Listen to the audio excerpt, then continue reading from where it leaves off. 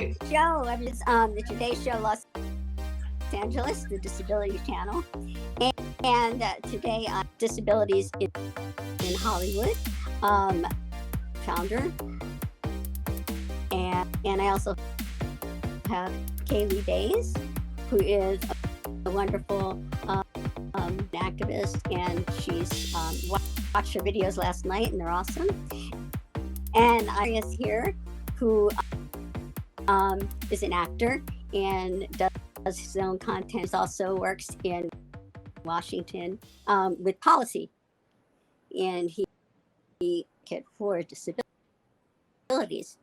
I would love for each of you to just please, and we'll start with Jake.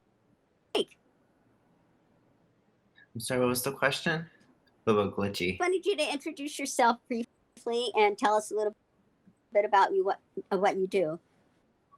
Yeah, my name is Jake Lynn. I am a graduate student out in California, and I founded Disability in Hollywood.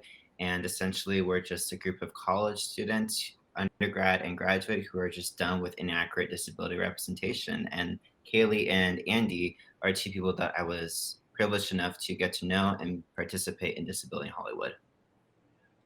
Wonderful. And Kaylee, tell us a little bit about you. Yes. Hi, I'm Kaylee. I am a dancer with disabilities. I'm an ambulatory wheelchair user. I live with a condition called Ehlers-Danlos syndrome, which is a degenerative connective tissue disorder. I was a dancer all of my life, and then I was diagnosed with EDS at 21.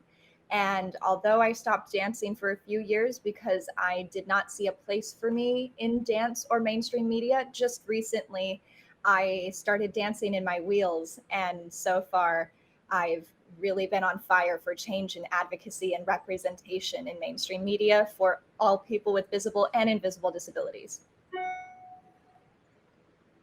And tell us about you.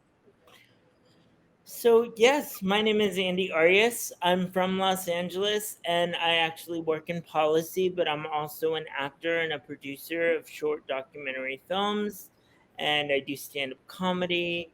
I really think that advocacy and policy and the media go hand in hand, right? Because one cannot function without the other, and without proper representation, you can't really make the change. So one has to happen and then the other one has to follow. Which one is still out for debate, but as long as they work together, it makes a good combination. Wonderful. Jake, can you tell me how disabilities in Hollywood has caused a change, if any, with the point of view of disabilities, and what roads you're making insofar as having people with disabilities in Hollywood? So yeah, there's been a couple initiatives similar to this, but we want to ensure that there's a lot of diversity, that young people, older actors, politicians, singers, dancers, and a variety of disabilities. And I would consider Disability in Hollywood a stepping stone. It shouldn't be. It does something that's undone. I mean, this is a fighting cause that needs to be continued until the entertainment industry at its whole hires more people with disabilities for those roles in any way, shape, or form. And so that's kind of how I see it. And we've met a lot of people, which I think we've interviewed about 75 folks in the entertainment industry, which is mind-boggling to me. I only started I started 2.5 years ago.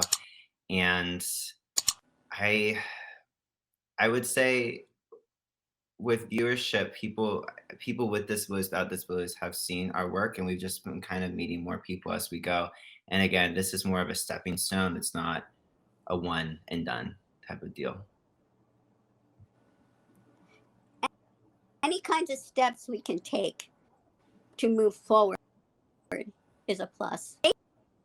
Haley, I noticed that you dance in one of my favorite studios,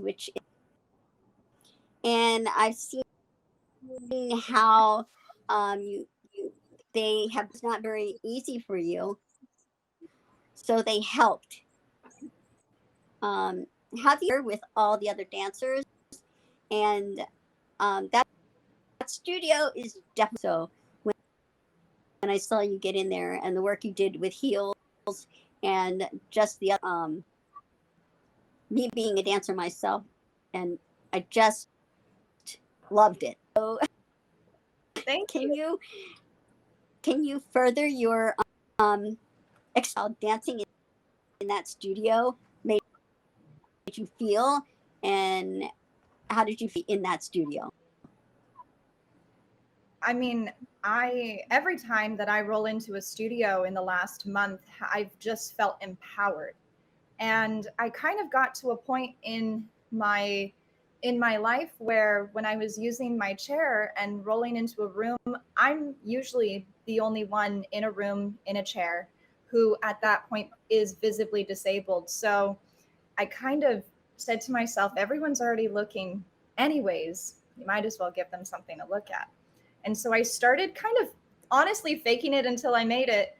And that heels class, it completely changed the way that I viewed myself.